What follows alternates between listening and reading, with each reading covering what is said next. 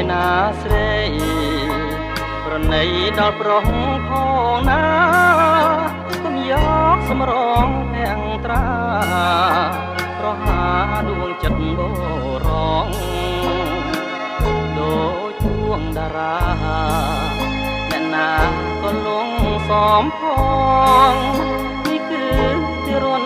បុរងចំពោះសម្រងស្នេហ៍ស្រី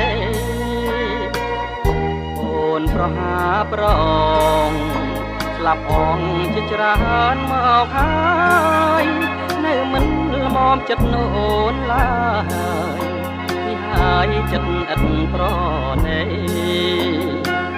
តើពុនបានទៀតទើបសមល្មមនឹងចិត្តស្រី